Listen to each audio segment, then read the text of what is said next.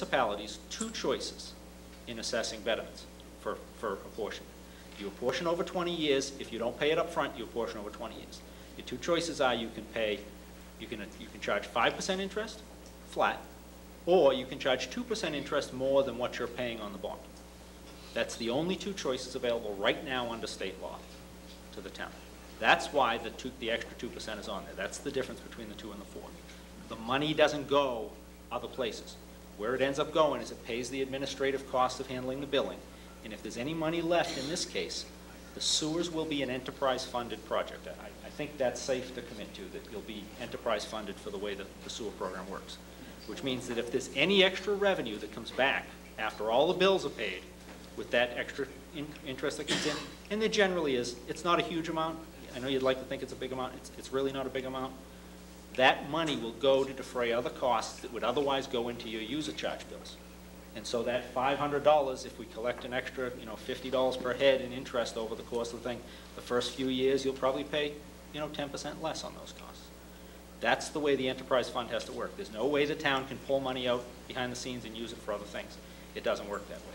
The problem is, and this is a very difficult thing, when we're making decisions about finances on projects like this, we like to not take a lot of risks. So one thing we could do is we could say, hey, we're going to collect this much extra interest, and we could take it off the bottom line and say, we'll reduce your betterment by this amount because we can charge you this much more interest. We haven't done that. And the reason we haven't done that is because we're trying to not undersell you the project. We're trying to not give you costs that are lower than what you'll actually expect.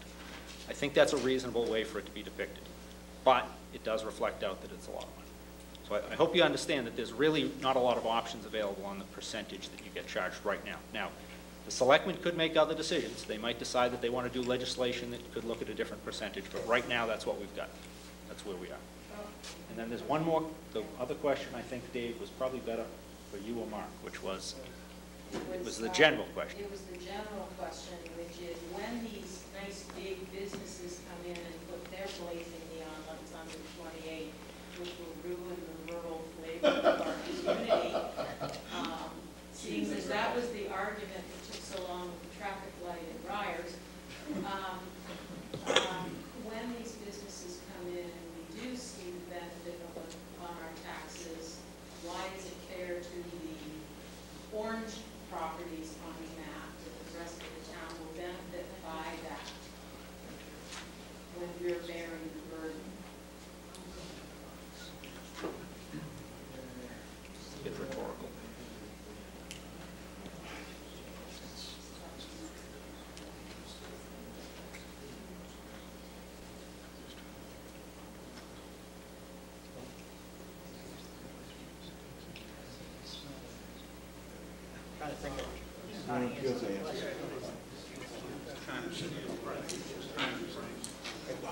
I'm not the fairness guy, so I'm not going to answer that one. Yeah, actually, if you remember in the presentation, the town's share of it was only 2.9%. That's all of the amount that the town itself is actually responsible for. So by people paying 20%, they're already paying a larger amount. And we did spend a lot of time with this. It's very difficult. It's perhaps easier to sit on that side and look in than it is to sit on this side and look out. Because we're trying to look out for everybody in the whole town. So that 20%, they're already paying a bit more than what they're actually getting. The problem with this whole thing is if you don't start somewhere, you don't end up anywhere. And it's one thing to say that it's a cost that's difficult to bear and so forth and so on, but if you don't do anything, if you don't create a revenue stream of some kind of growth in this community, then don't worry about the sewers. You won't have schools. But what you do have for schools will be 40, 50 kids in a class because you've made no plan to grow. No plan to grow your revenue stream, no plan to grow your ability to expand your commercial base, which is what you need. From the planning board aspect, we've seen a lot of companies come in here, including hotels, take a look and say, this town is so perfectly located with all these highways and this access all around it, but with no sewer, we'll go to Reading. We'll go someplace else. If you think about Walkersburg Drive about 5 years ago, it's a short road to a couple of different little tiny streets. It was a road to nowhere, basically. And look at it now. Can you imagine the number of dollars that comes in a day from that location in tax revenues? It's huge. But because they had sewer, they could accommodate. They could allow this kind of growth to happen. So they're getting the money. If we don't make a plan, if we don't start somewhere and make a plan to grow our revenues, our schools are going to suffer as well as our tax rate. I mean, there's got to be some place where we begin.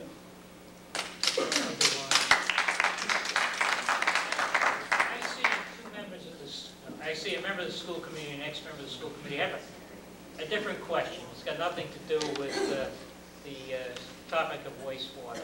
We were informed that we lose the custodians at 10 o'clock. Does that mean we have to close at 10? Or can we continue? It means you can't make a mess after 10. So you have to stop No, but before you leave. I believe that we should try to. I'm afraid we do lose the building at 10. Yeah, by 10 because they have to lock up. Okay, then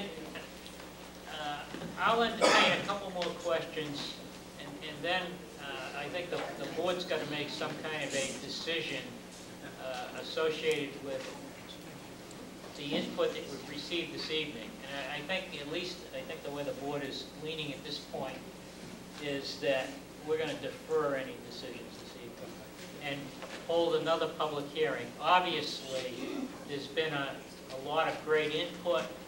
There's a lot of emotion. Some very, very good questions have been raised.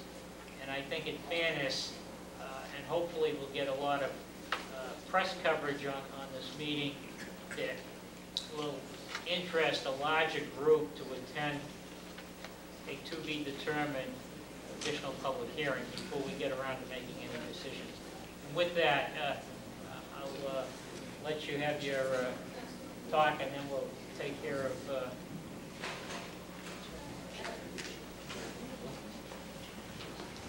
Thank you. Nicole Davis, 23 Burroughs Road. I'm here as a resident of Martin's Pond and not in my capacity as a school committee member. Boy, tough room.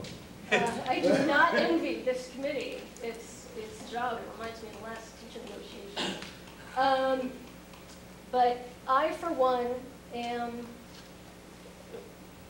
I don't have a septic tank in my backyard. I have a cinder block cesspool under my backyard.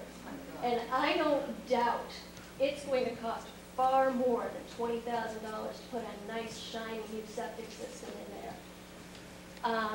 So to me, this looks like a deal, because it's not failed yet, but it's coming sometime. And this, looks like something where you pay a good deal now to avoid a lot more later. But the other thing I wanted to ask about was if anybody can tell me more about the environmental impact of this project, what the benefits will be to the town, and especially the pond area, versus the environmental impact of actually putting in the sewer lines, building the treatment plant, the area around the treatment plant. Can anybody speak to that? Gary wants to go first. I attempt to address that. I think most of the systems around Martin Pond are non-Title V compliant without variance. Frankly, the majority of them in today's world would not be buildable lots. If we had that pond today, if you wanted to build houses, you would be allowed to build houses. In May of '06, everyone was here in May of '06? Yeah.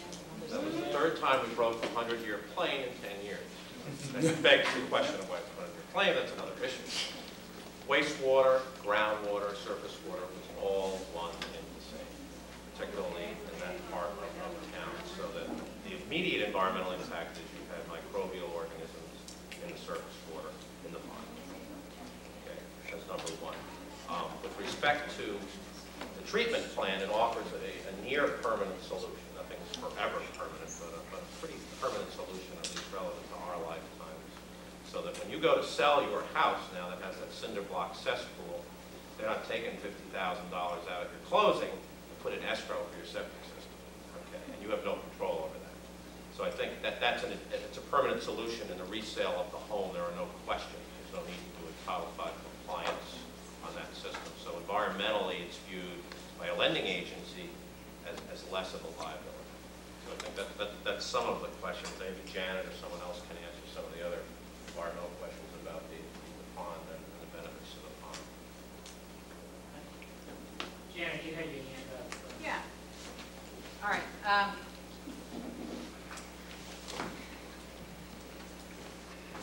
We had a meeting in, and can I turn around because I feel like, okay. These are my peeps. We had a meeting in February talking about the pond, and the diagnostic and feasibility study that was finished in 2007 is on our website at martinspond.org.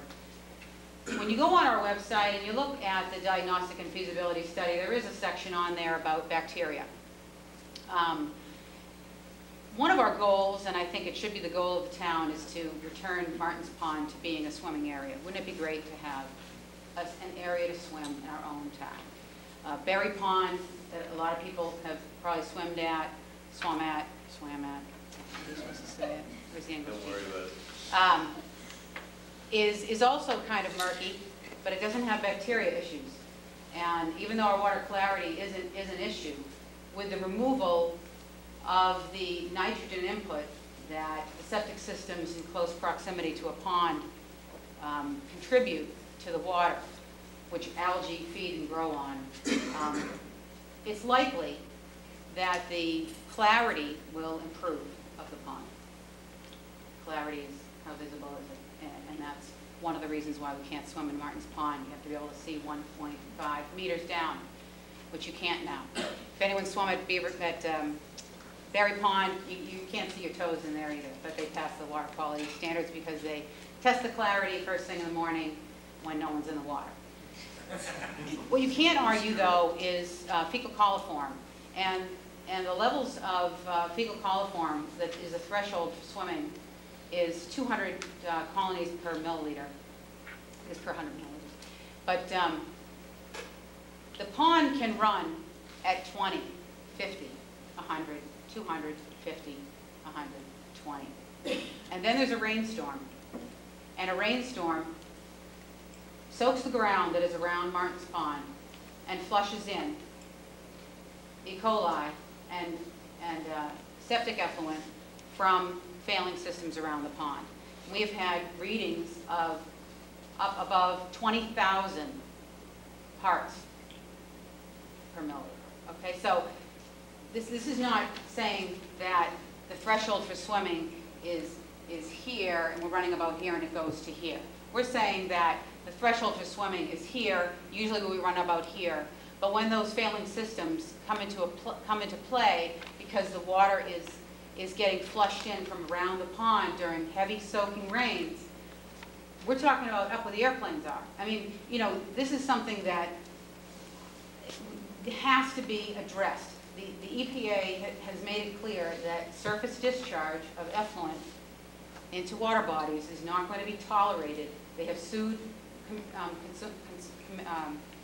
communities for it in other states. And so, you know, that's one of my main reasons, personally, for being for sewering around the pond. I think that some of the valuable things that have been said here that I really wanted to bring up is that it is true, what Bob had to say was that you're talking about lower income people and a $20,000 hit when you're not driving a Hummer or a Jaguar is a lot of money. And I think that's true, and that's something that makes people, it's going to hurt. It's really going to hurt these people. And I think that that's something when you come up with your percentage, and I understand that percentage, I asked Mark Clark about this, whether the percentage can be different for residents than it can be for commercial property. And I put that question again. I think the answer was no, but I'm going to throw that out there again, Mark. One of the reasons why I sent out information about people coming to this meeting was that this is dollars and cents to every one of you residents that where, you know, whether it's $20,000 or $12,000, whatever the difference is going to be to you, is going to make a huge impact on you. Because let's face it, people that are living down the pond are